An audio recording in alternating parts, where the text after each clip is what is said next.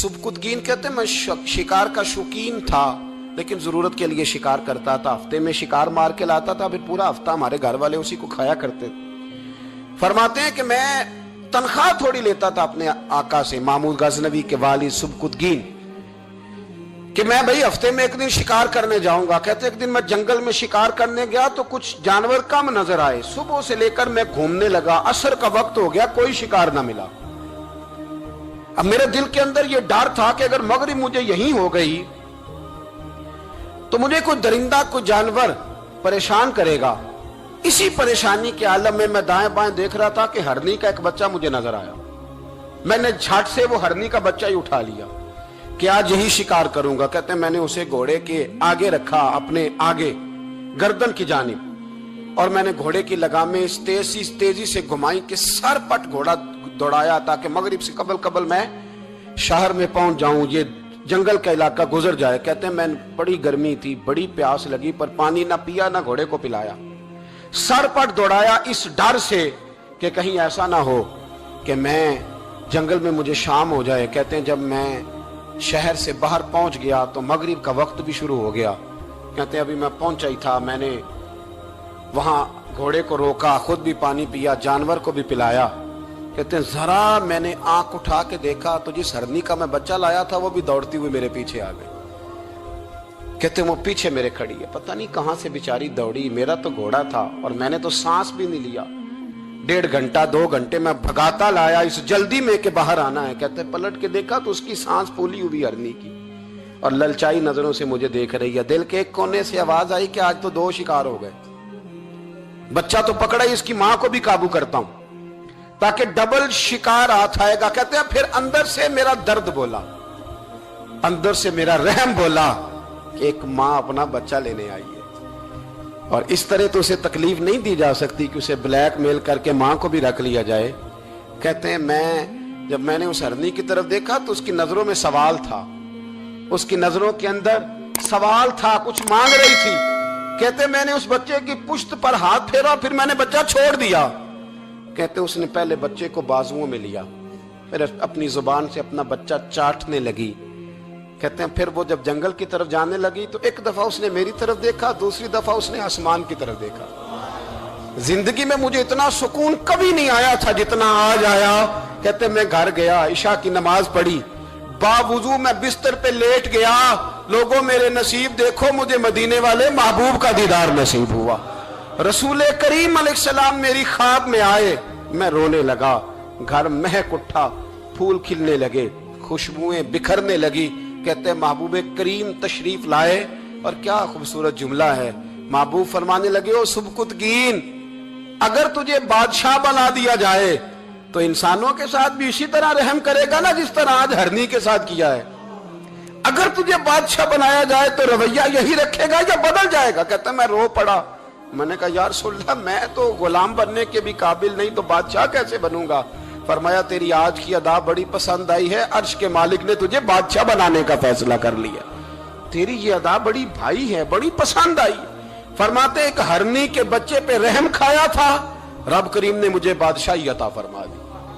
हम ना सियासत से बादशाही लेना चाहते हैं, सियासतदानों के अपनी जेब से इश्तिहार छपवा के बादशाही लेना चाहते हैं, डेरा बना के बादशाही लेना। ना ना ना, बादशाही तो रहम करने से मिलती, बादशाही तो शफकत करने से मिलती, बादशाहियां तो अल्लाह की मखलूक से प्यार करने से मिलती।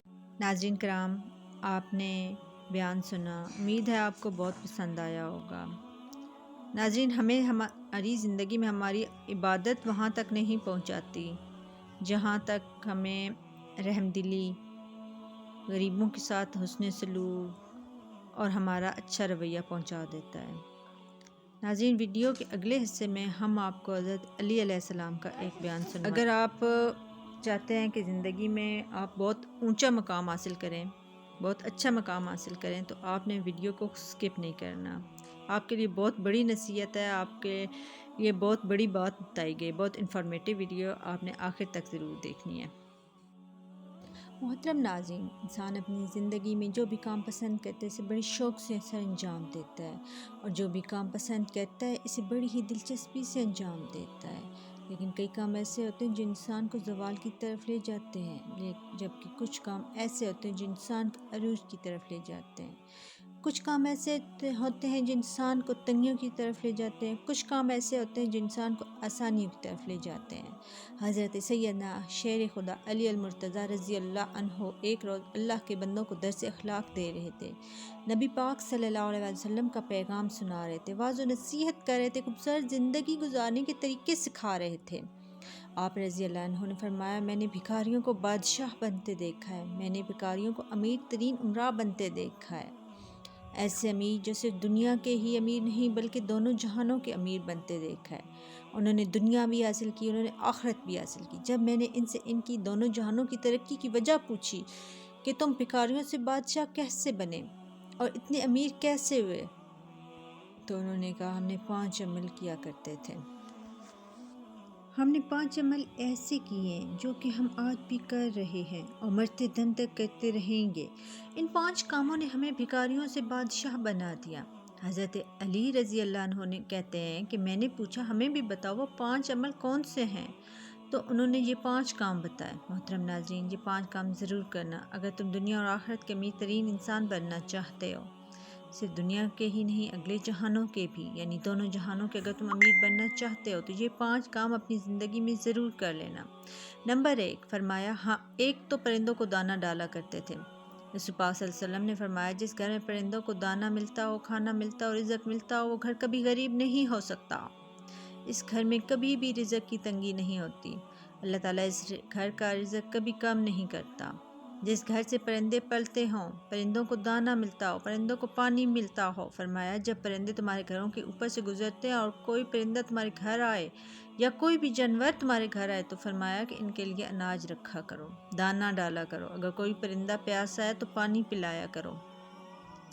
اللہ تعالیٰ کو ایک مخلوق کا دوسری مخلوق پر احساس کرنے کا عمل بہت ہی پسند ہے، یعنی جب ایک مخلوق دوسری مخلوق کی بھوک مٹاتی ہے، پیاس مٹاتی ہے، تو اللہ تعالیٰ کو یہ عمل اتنا پسند آتا ہے کہ اللہ تعالیٰ فرشتوں کے درمیان یہ منظر دیکھ کے مسکراتا ہے اور ایک مخلوق دوسری مخلوق کا احساس کرتی ہے۔ جب پرندے کسی گھر سے کھانا کھا کر یعنی دانہ کھا کر اس گھر سے جاتے ہیں تو اللہ سے دعا کرتے ہیں کہ اے مالک، تجھے تیری رحمت، تیری وحدانیت کا واسطہ، تیری رحیمی کے واسطہ، جس طرح اس گھر کے لوگوں نے ہمارے رزق کا اہتمام کیا، تو بھی اس گھر کے لوگوں کے لیے رزق کا اہتمام کر۔ تو یوں اللہ تعالیٰ اپنی برکت کے تمام دروازے اس گھر کی طرف کھول دیتا ہے۔ جس گھر میں پرندوں کو کھانا ملتا ہو، جانوروں کو کھانا ملتا ہو۔ حضرت امام باقر رضی اللہ عنہ کے صاحبزادے حضرت امام جعفر صادق رضی اللہ عنہ فرماتے ہیں کہ جو انسان صبح اٹھتے ہی یہ عمل کرتا ہے، اللہ تبارک و تعالیٰ 3 فرشتے اس کے ساتھ لگا دیتا ہے، یعنی 3 فرشتوں کی ڈیوٹی لگ جاتی ہے، وہ صبح دوپہر شام اس کے ساتھ ہی رہتے ہیں۔ پہلا فرشتہ اس انسان کی عزت بڑھانے کے اسباب پیدا کرتا ہے، دوسرا فرشتہ اس کا رزق بڑھانے کے اسباب پیدا کرتا ہے، جبکہ تیسرا فرشتہ اسے مصیبتوں سے بچانے کے لیے اسباب پیدا کرتا ہے۔ پوچھا گیا کہ حضرت آخر وہ نیک عمل کون سا ہے، اتنا فائدہ مند عمل کون سا ہے؟ تو حضرت امام جعفر صادق نے فرمایا، وہ ہے پرندوں کو دانہ ڈالنا۔ جو شخص صبح سویرے اٹھ کر دوسری مخلوق کو کھانا دیتا ہے، اللہ تبارک تعالیٰ اس پر 3 فرشتوں کی ڈیوٹی لگا دیتا ہے۔ نمبر 2، اس کے بعد حضرت علی رضی اللہ عنہ نے فرمایا، اس شخص نے کہا ان کا دوسرا عمل یعنی دوسرا کام جو وہ کیا کرتے تھے وہ یہ تھا کہ غریبوں کی مدد کرتے تھے۔ جو شخص غریبوں کی مدد کرتا ہے وہ زندگی میں کبھی غریب نہیں ہوتا۔ جناب علی، بندے کی عبادت بندے کو اس مقام تک نہیں پہنچاتی جہاں غریبوں کی مدد پہنچاتی ہے، جہاں غریبوں کی خدمت کی جاتی ہے۔ جب غریبوں کی خدمت کی بات آتی ہے تو میرے نبی صلی اللہ علیہ وسلم کے قدموں میں بیٹھنے والے سیدنا ابو بکر صدیق رضی اللہ عنہ سے بڑھ کے اچھا حکمران کوئی دنیا میں آیا ہی نہیں۔ اس طرح سیدنا عمر فاروق سے بڑھ کے کوئی بادشاہ نہیں آیا۔ سخاوت میں حضرت سیدنا عثمان غنی رضی اللہ عنہ سے بڑھ کر کوئی حکمران نہیں آیا۔ علمی فراست میں حضرت سیدنا علی المرتضیٰ رضی اللہ عنہ سے بڑھ کے کوئی حکمران اس دنیا میں نہیں آیا۔ کوئی ایسا مشہور و معروف بادشاہ نہیں گزرا جو 14 صدیاں گزرنے کے بعد بھی جس کے نام کے نعرے لگتے ہوں۔ تو غریبوں کی مدد کی جب بات آتی ہے تو کندھے پہ بوریاں لاد لاد کے لے جاتے اور غریبوں کی مدد کیا کرتے، غریبوں کو کھانا کھلایا کرتے۔ ایک بدو تھا جس کی بیوی حاملہ تھی، بچی کی پیدائش کا وقت قریب تھا، جبکہ گھر میں 1 روپیہ بھی نہیں تھا۔ اب یہ لوگ پریشان تھے کہ پیسہ ایک بھی نہیں ہے، جبکہ بچے کی پیدائش کا وقت قریب ہے۔ وہ حقی ہمسایوں کے پاس گئے، ہمیں کچھ قرض دے دو۔ انہوں نے کچھ نہیں دیا۔ بدو کے ذہن میں ایک ترکیب آئی کہ کیوں نہ مدینے چلا جاؤں، حضرت سیدنا عمر فاروق کے پاس چلا جاؤں، ان کے سامنے جا کر فریاد کروں، عرض کروں، وہ میری ضرور مدد کریں گے۔ یہ بدو اپنی بیوی کو لے کر مدینے کی طرف چلا گیا۔ چلتے چلتے جیسے مدینے کی سرزمین پر قدم رکھا، شام ہو گئی، رات ڈھلنے لگی، بچے کی پیدائش کا وقت قریب تھا۔ اس نے بیوی کو کہا، کیوں نہ ہم یہی خیمہ لگا کے رات بسر کر لیتے ہیں، صبح ہوتے ہی عمر رضی اللہ عنہ کے پاس چلے جائیں گے۔ رات یہ لوگ وہاں ٹھہرے۔ رات کا دوسرا پہر جب آیا تو بیوی درد سے چیخنے لگی، بچی کی پیدائش کا وقت قریب ہے اور یہ بیوی کو حوصلے دے رہا ہے، ابھی فجر ہونے والی ہے، چلتے ہیں عمر کے پاس، اپنا مسئلہ حل کرواتے ہیں۔ حضرت سیدنا عمر فاروق رضی اللہ عنہ کی عادت تھی کہ آپ رات کے دوسرے پہر مدینے کی گلیوں میں گشت کیا کرتے تھے۔ آپ فرمایا کرتے تھے، میری حکمرانی میں اگر کوئی کتا بھی پیاسا مر گیا تو حساب عمر کو دینا پڑے گا۔ اس رات بھی حضرت عمر مدینے کی گلیوں میں گشت فرما رہے تھے۔ آپ نے دور سے دیکھا کہ خیمے میں آگ جل رہی ہے۔ آپ نے غلام کو بھیجا کہ جا کے دیکھو وہ کون بیٹھا ہے، رات کے اس پہر تو کوئی مسافر تو نہیں ہے۔ غلام اس کے پاس گیا، اس نے دیکھا، اس نے کہا، میری بیوی حاملہ ہے، مجھے مدد کی اشد ضرورت ہے۔ غلام نے واپس آ کے عمر کو ساری بات بتائی۔ اللہ اکبر! حضرت سیدنا عمر فاروق دوڑ کر گئے، اپنی بیوی کو اٹھایا اور کہا، اٹھو، اگر تجھے ثواب مل رہا ہو تو لینا چاہو گی، اگر تمہیں نیکیاں مل رہی ہوں تو لینا چاہو گی؟ کہا، کیوں نہیں حضرت؟ پھر فرمایا، اٹھو، میرے یار کی بیوی تکلیف میں مبتلا ہے، تھوڑی دیر میں بچی کی پیدائش کا وقت آنے والا ہے، اٹھو اور تھوڑی دیر کے لیے دائی بن جاؤ۔ اس نے ضرورت کا سامان اٹھایا اور سیدنا عمر فاروق سے کہنے لگی، آپ تھوڑی سی لکڑیاں کندھے پر اٹھا لیں۔ آپ نے کندھے پہ لکڑیاں اٹھائیں اور وہاں جا پہنچے۔ حضرت عمر فاروق رضی اللہ عنہ کی زوجہ محترمہ خیمے کے اندر چلی گئیں جہاں عورت چیخ رہی تھی، تو حضرت عمر باہر اس بدو کے سامنے ہاتھ باندھ کر کھڑے ہو گئے۔ بدو نے یہ سمجھا کہ یہ کوئی غلام ہے، اس غلام کی بیوی دائی ہے اور یہ اس کا شوہر ہے اور یہاں کا غلام ہے۔ اس نے حکم چلانے شروع کر دیے، آرڈر چلانے شروع کر دیے، اور جلدی جاؤ، لکڑیاں لے کر آؤ۔ آپ دوڑ کر جاتے، لکڑیاں لے کر آتے، جلدی کرو، آگ جلاؤ۔ آپ پھونکے مارتے اور آگ جلاتے۔ اللہ اکبر! ناظرین، حضرت عمر کے ساتھ اس نے نوکروں سا سلوک کیا۔ وہ نادان نہیں جانتا تھا کہ میرے سامنے جو شخصیت کھڑی ہے یہ خود حضرت عمر ہے۔ ایک دم خیمے کے اندر سے آواز آئی، یا امیر المومنین! آپ کی زوجہ نے آپ کو آواز دی، اے عمر، آپ کو مبارک ہو، اللہ نے آپ کے یار کو بیٹا عطا فرمایا، آپ کے دوست کو، آپ کے بھائی کو اللہ تعالیٰ نے بیٹا عطا فرمایا۔ جیسے ہی بیگم صاحبہ نے یہ کہا، یا امیر المومنین، بدو نے سنا اور اس کے پیروں تلے زمین نکل گئی۔ کہا، یہی امیر المومنین ہے؟ فوراً قدموں پہ گرا اور کہنے لگا، یا امیر المومنین، مجھے معاف کر دیں، یہ بدبخت آنکھیں نہ پہچان سکیں کہ آپ کون ہیں، مجھے معاف کر دیں، میں نہیں جانتا تھا۔